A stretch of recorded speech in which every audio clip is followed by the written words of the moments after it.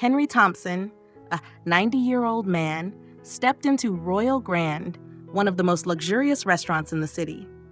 His old but well-kept suit hugged his slender frame, a testament to years of wear, yet still exuding a quiet dignity. His silver hair was neatly combed, and despite his age, there was something calm and composed about him, an aura of wisdom that only time could forge. The restaurant was a sanctuary of opulence. Chandeliers bathed the room in a golden glow, reflecting off crystal glasses and polished silverware. Wealthy patrons, dressed in tailored suits and elegant dresses, indulged in gourmet dishes and fine wine. Soft classical music played in the background, blending seamlessly with the gentle hum of conversation and the occasional clinking of glasses. Everything in Royal Grand spoke of exclusivity and prestige, a place meant for the elite. And yet, as Henry walked in, it was clear that he did not belong. Or at least, that's what they thought. Henry approached the reception desk, his posture straight, his pace unhurried. But before he could even utter a word, a young waiter named Jake stepped forward, blocking his path. Jake, barely in his mid-20s, glanced at the old man from head to toe, his eyes narrowing in disapproval. With an arched brow and a condescending smirk, he spoke. "Excuse me, sir. This is a luxury restaurant. Are you sure you're in the right place?" The words, though polite in structure, dripped with disdain. It wasn't a question, it was a judgment. A ripple of murmurs spread across the room. Some guests paused their conversations to glance at the scene, their gazes filled with curiosity and amusement. A wealthy couple near the entrance chuckled quietly, while another diner shook his head with a smirk, as if entertained by the unfolding spectacle. But Henry? He remained unfazed. With the same composed demeanor, he looked directly at Jake and calmly requested a table. Jake, however, didn't even acknowledge his words. He turned his back, pretending to be busy, ignoring the elderly man as if he were nothing more than an inconvenience. Henry stood there, alone, in the middle of the grand restaurant, and the weight of 100 judgmental stares bore down on him. Henry didn't argue. He didn't raise his voice, nor did he let the humiliation on his face show. Instead, he did something that no one expected. With calm precision, he reached into his coat pocket, pulled out his old-fashioned phone, and dialed a number. The entire exchange lasted less than 10 seconds. No anger, no frustration, just a simple, quiet conversation. Then he put his phone away and waited. The restaurant, still buzzing with quiet laughter and murmured judgments, barely took notice. But then, the grand entrance doors swung open. A group of sharply dressed men in tailored suits strode into the restaurant with an air of authority. Their presence was commanding, turning heads instantly. At the forefront of the group was Richard Parker, the general manager of Royal Grand, his face a mask of urgency and distress. The once confident as Richard marched straight toward Henry, completely ignoring the other guests. Then, before anyone could comprehend what was happening, Richard stopped in front of the elderly man and bowed slightly, his voice filled with deep respect. "Mr. Henry, we had no idea you were coming tonight. This is a terrible misunderstanding." A stunned silence fell over the restaurant. Guests who had been whispering now stared in disbelief. The staff, who had dismissed Henry moments ago, now looked as if the ground had just shifted beneath them. The young waiter, Jake, stood frozen, his face drained of color. And in that moment, it became painfully clear. Henry Thompson wasn't just an ordinary old man. The air inside Royal Grand felt like it had been sucked out of the room. Every eye was locked on the elderly man. They had just humiliated Henry Thompson. The moment Richard uttered his name, gasps echoed through the restaurant. Henry Thompson wasn't just some frail old man in a worn-out suit. He was the largest investor in the entire Royal Grand restaurant chain. The realization hit like a freight train. A woman at the far end of the room leaned toward her husband, whispering in shock. "Isn't he that mysterious billionaire? The one who never appears in public?" Her husband nodded slowly, his earlier amusement replaced with sheer disbelief. The murmurs grew louder as guests connected the dots. Henry Thompson was a legend in the business world, a man known for his discreet yet strategic investments in luxury brands and high-end businesses. Though his name appeared in financial reports, few had ever seen him in person. He preferred a quiet life, staying in the shadows while his wealth and influence shaped industries. And tonight, they had treated him like a beggar. Henry, meanwhile, stood exactly as he had before, calm, unbothered, composed. A small, knowing smile played at the corners of his lips. But his eyes held an edge of sharpness, a quiet power that no one had noticed before. This wasn't a man to be underestimated. Not now. Not ever. The weight of the moment crushed down on Jake like an avalanche. His hands trembled, his once arrogant posture now reduced to pure panic. His voice, which had dripped with condescension just moments ago, was now barely more than a whisper. I didn't know. I'm so sorry, sir." His throat tightened. He wanted it to disappear, to turn back time and erase his mistake. But the damage had already been done, and now everyone was watching. Would Henry lash out? Would he demand that Jake be fired on the spot? The tension in the air was thick, but Henry did something no one expected. With steady hands, he reached into his suit pocket and pulled out a thick envelope. He placed it gently on the table. The room held its breath. Then, in a voice as calm as ever, Henry spoke. "Inside this envelope is money, not for a punishment, but for an education." Jake blinked in confusion. "I am paying for you to take a professional hospitality training course," Henry continued, "because knowledge is far more valuable than punishment, and the lesson you learn today will shape the way you treat people for the rest of your life." The entire restaurant gasped. This man, this billionaire, this legend, had just been humiliated in front of an entire crowd. And yet, instead of retaliation, he chose to teach. Jake, overwhelmed, lowered his head in shame. His hands clenched at his sides, his breathing uneven. His voice cracked when he finally spoke. "I don't deserve this." Henry smiled lightly, his gaze unwavering. "Then earn it." The power of those two words sent chills down everyone's spine. Richard, the general manager, stepped forward. His voice was steady but carried a new weight of authority. Effective immediately, Royal Grand will be implementing a mandatory training program for all employees on customer service and human respect. A murmur spread across the crowd, not of doubt, but of agreement. Henry's actions had shifted something in the air. Just minutes ago, these same people had looked at him with judgment and mockery. Now, they looked at him with deep admiration. Respect wasn't given because of money. It was earned through actions. And tonight, Henry Thompson had earned more than just respect. He had changed lives. Dinner had concluded, but the night was far from over. Henry Thompson, the man they had underestimated, stood up from his table. All eyes followed him. There was a shift in the atmosphere, not of tension, but of anticipation. Then he made an announcement that shook the entire restaurant. Starting today, Royal Grand will host a free dining night once a month for the homeless and low-income workers. The room fell into stunned silence. For a few seconds, no one moved. Then, the reactions came like a tidal wave. A few customers clapped, nodding in approval, their eyes filled with admiration. But others were not pleased. "This is a luxury establishment, not a soup kitchen," one well-dressed woman whispered to her husband. "This will ruin the reputation of Royal Grand," another man muttered under his breath. The discontent began to ripple through the wealthier patrons, their expressions turning stiff with disapproval.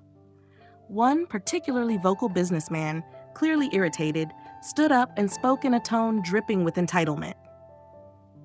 "Mr. Thompson, I respect your generosity, but this is not the place for such things. This restaurant is known for its exclusivity. Allowing people like them in here will lower the standards we've all come to expect." A few customers nodded in agreement. Henry turned to the man, his eyes calm, but with a quiet intensity that silenced the entire room once more. "Tell me something," he said, his voice steady. What is true luxury? Is it just about expensive meals and chandeliers? Henry let the question linger before answering it himself. Or is it about having the privilege to create something meaningful, something that brings dignity and warmth to those who have been forgotten? The businessman had no response. A few customers exchanged glances. Some of them, moments ago, had agreed with the businessman. But now they weren't so sure. Henry's decision had thrown the entire restaurant into a moral dilemma. And for the first time, some of them were starting to wonder, had they been looking at luxury the wrong way all along? The tension in the restaurant thickened as murmurs grew louder. Then it happened. A group of VIP customers, known for their status and influence, stood up from their tables. Their designer suits, expensive watches, and luxurious jewelry glimmered under the chandeliers, but their expressions were filled with disgust and indignation. One of them, a man in his 50s with slick-back hair and a polished demeanor, spoke first. "This is unacceptable," he scoffed. "I come here to enjoy fine dining, not to eat in a place that caters to street people."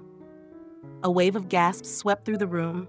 Another woman, clutching her pearl necklace, nodded sharply. "If this policy is implemented, you can count me out. I will take my business elsewhere."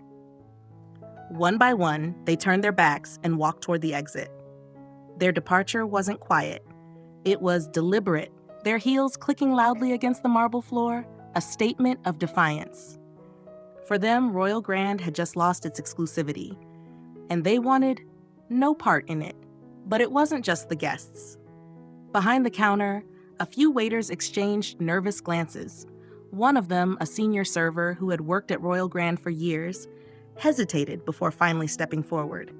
"Mr. Thompson, I understand your generosity, but this will change the entire clientele of the restaurant. We have a reputation to uphold. If we start allowing..." He hesitated, choosing his words carefully. "Less fortunate individuals to dine here, what will happen to our high-end customers?" Another waiter chimed in. "Yeah, and what if this affects our salaries? If the rich stop coming, our tips will drop. This is how we make a living." A few more murmurs of agreement spread among the staff. They weren't rejecting Henry's kindness. They were afraid that his decision would change everything. But Henry Thompson did not flinch. He had expected resistance. He had expected fear. And he had an answer for all of it. He took a step forward, his voice calm but firm. "True luxury," he said, "is not about how much money you have. It is about how you treat others." The words hung in the air, echoing through the grand hall. If a restaurant like this, one that serves the wealthiest in the city, cannot find room in its heart to serve those who need it most, then we have failed, not as a business, but as people. Silence, a deep, heavy silence filled with realization. Henry looked around, his gaze unwavering. If you believe a plate of food loses its value just because it is shared with someone less fortunate, then you never understood its worth to begin with. Something shifted in the room. Some of the remaining guests, who had been unsure, now lowered their heads, as if ashamed. Some staff members, who had feared the worst, now found themselves reconsidering. Because deep down, they all knew. Henry Thompson wasn't just changing the restaurant. He was changing the way they saw the world. 1 month later, the first charity night. The night had finally arrived. Exactly 1 month after Henry Thompson's bold decision, Royal Grand was hosting its first ever charity dinner. And this time, the guests were different. Instead of the usual crowd of business elites and socialites, the seats were filled with men and women who had spent years living in hardship. Some wore clothes that were a little too thin for the cold night. Some had hands rough from years of labor. Others simply sat in silence, their eyes wide with disbelief, as if they had stepped into a world that was never meant for them. But tonight, they belonged here. The chandeliers still sparkled, the silverware still gleamed, the soft classical music still played. Nothing about Royal Grand had changed. except for who was being served. Waiters, some of whom had once resisted Henry's decision, now moved gracefully between tables, treating their guests with the same attentiveness they had once reserved for the city's wealthiest. For many of the new diners, it was the first time in years, if ever, that they had been treated with dignity at a restaurant like this. Some ate quietly, still unsure if it was real. Others hesitated before taking their first bite, as if afraid they might wake up from a dream. And then slowly warmth began to spread, laughter, conversations, a sense of humanity returning to those who had been overlooked for too long. But Henry knew that not everyone was here to celebrate. At a table near the back, a few familiar faces had returned, VIP customers who had previously left in outrage. "Let's see if this disaster actually works," one of them muttered. "This place is finished. Just wait," another scoffed. They had come, not to support, but to watch it fail. Little did they know, what they would witness tonight would change everything. Jake's transformation. The night continued, but among the many transformations happening in Royal Grand, none was as striking as Jake's. The young waiter, the same one who had once humiliated Henry Thompson, was now moving swiftly between tables, his posture no longer arrogant, but humble, focused, and sincere. He wasn't just serving food. He was making amends. As Jake carefully placed a perfectly plated filet mignon in front of an elderly homeless man, his hands shook slightly. The man looked up at him, his eyes tired yet kind. "Young man, are you sure I'm allowed to eat this?" he asked, almost in disbelief. Jake swallowed hard, remembering how easily he had dismissed people like this before. With a genuine smile, one completely different from his smirks of the past, he replied, "Absolutely. And tonight, you're our most important guest." The man's eyes watered.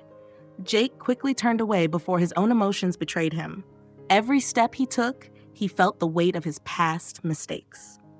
Just weeks ago, he had believed that worth was measured by wealth, by status, by the clothes someone wore. But now he was serving people he had once ignored.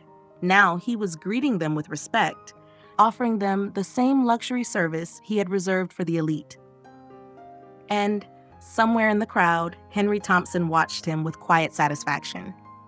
Jake didn't need to be told he had changed. He could feel it. Because tonight, for the first time in his career, Jake wasn't just a waiter. He was a human being serving other human beings, with dignity, with kindness, and with no judgment. The ripple effect. What had started as a single act of kindness inside Royal Grand had now become a movement. News spread like wildfire. Social media, newspapers, and television picked up the story, broadcasting it far beyond the walls of the restaurant. Billionaire teaches powerful lesson on humanity. Luxury restaurant hosts free dinners for the homeless, an unbelievable transformation. Man once mocked in a high-end restaurant now inspires change across the country. And then something even bigger happened.